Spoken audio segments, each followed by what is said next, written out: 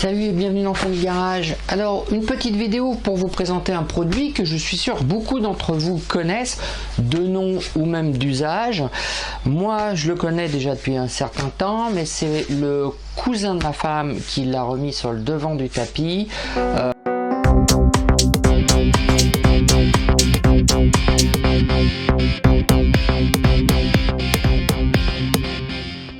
Donc je me suis payé pour mon impression, mon imprimante 3D, un petit objet tout petit, gros carton, mais quelque chose de tout petit, que tout le monde connaît. Là, c'est la société Ziflex qui le fait. C'est une société française qui fabrique et fournit des lits magnétiques à forte adhérence. Alors, je pense que vous connaissez le principe, hein. Hop, on a une base qui se colle sur l'imprimante et on a donc le lit qui va se coller sur la base ensuite, sur lequel il y a une surface adhérente qui donc est complètement déformable pour décoller les pièces. La différence avec les autres choses que dans le même style que j'ai vu ou que j'ai eu d'ailleurs, c'est que celui-là déjà il n'est pas fin, ce qui fait que même en le déformant beaucoup, la courbure fait qu'on ne le plie pas, on l'abîme pas. Ça c'est intéressant parce que les autres sont fins et finissent par casser. Là je pense que ça durera plus longtemps. Deuxième chose, c'est que comme il a le support magnétique, tout simplement il n'y a pas besoin de pince sur les côtés. On peut bien sûr commander les dimensions qu'on souhaite sur mesure. Là c'est du 157 par 157, petite taille pour petite imprimante. J'en ai eu pour 34 € avec les frais de port parce que en fait l'ensemble c'est 29 €. Mais on a la doc qui explique comment le positionner assez clairement. Ce qui est dommage en fait, c'est que c'est un produit made in France et que moi j'ai reçu une doc habitant en France en anglais. Et donc ça c'est un petit point que je trouve dommage. Quand les clients sont français, pensez à mettre une doc en français. À la rigueur, moi la version française m'aurait plus intéressé, même si c'est pas le fait que ça soit en anglais qui me pose problème.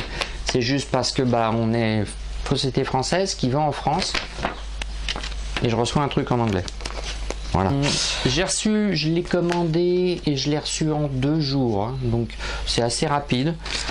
C'était pas non plus une mesure hors norme, hein, donc c'est l'avantage. Donc il n'y a rien de compliqué, hein. Il faut nettoyer super correctement le lit. Il faut enlever l'ensemble, l'appliquer, utiliser la petite carte qui est ici, qui permet d'enlever le maximum de bulles au collage. Donc voilà, faut y aller tranquille, hein. Il y a un petit papier de fourni qui permet de faire la calibration. Bon n'importe quel papier suffit, hein, mais c'est sympa, ils en fournissent une. Et il y a une cale de compensation, donc qui doit reprendre l'épaisseur globale exacte du partie magnétique et de ce qui s'enlève. Et ceci donc du coup pour ceux qui n'ont pas un autocalibrage, ça se pose au niveau du fin de course de Z, ce qui fait que vous n'avez pas à recaler votre Z. Vous posez ça soit sur le fin de course, soit sur la partie qui bouge, et d'entrée de jeu vous avez le bon niveau avec le lit sans trop vous prendre la tête. À l'arrière, sur les nouvelles surfaces, sur la petite doc qui est là quand même, il précise qu'il existe plusieurs types de produits, hein.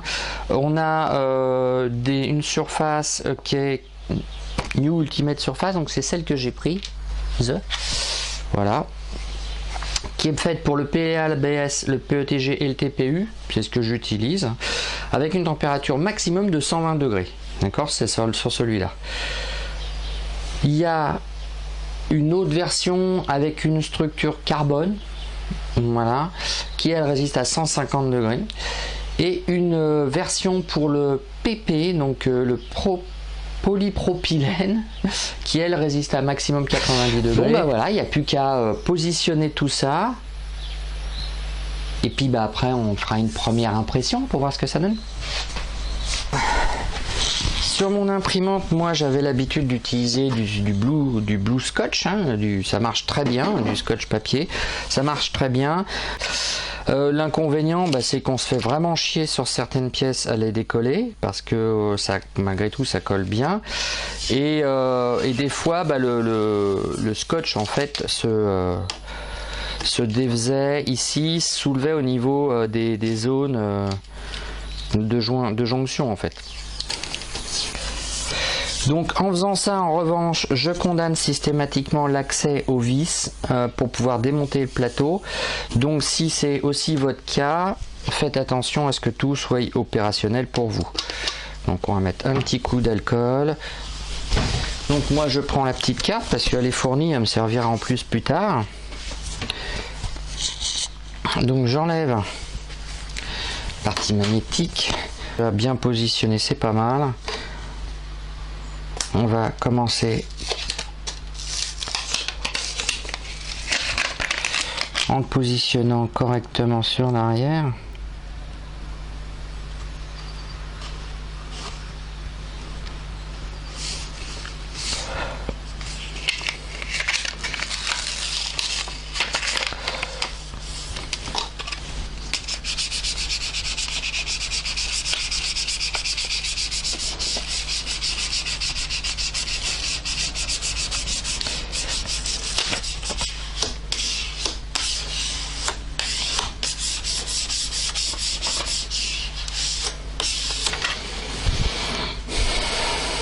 J'ai aucun problème de ce côté là. La surface est vraiment propre et vraiment solide. Et puis là du coup, pack. Et voilà, on arrive à l'enlever. Alors ça peut ne pas se mettre bien droit, mais globalement, alors ça bouge vraiment pas. Hein. Ouais. Donc ça apporte un peu de poids en plus sur l'axe motorisé qui est celui-ci. C'est peut être un peu gênant sur certaines imprimantes puisqu'elles sont sensibles au poids.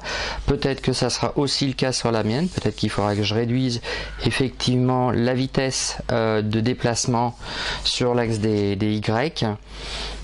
Pour éviter des effets de ghost ou de wobble, mais en général bon, j'imprime pas suffisamment rapidement pour que ça soit impactant. Voilà, bon voilà, cette partie là c'est fini, ça passe parfaitement. Donc moi j'ai mon système d'auto leveling ici qui marche très bien pour ce que j'ai à faire. Je pourrais peut-être améliorer encore l'ensemble, mais pour l'instant c'est plutôt pas mal. C'est un cerveau, une tige et un fin de course, un petit bouton poussoir. Du coup j'ai pas besoin de la petite cale, mais dans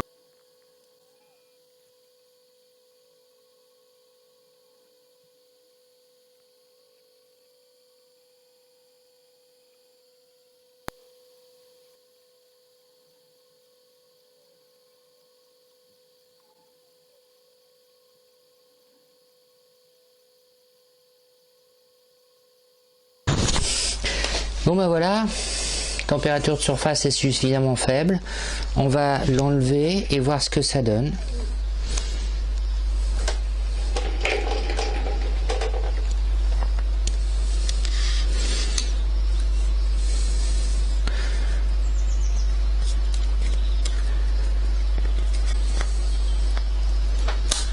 Effectivement ça accroche bien.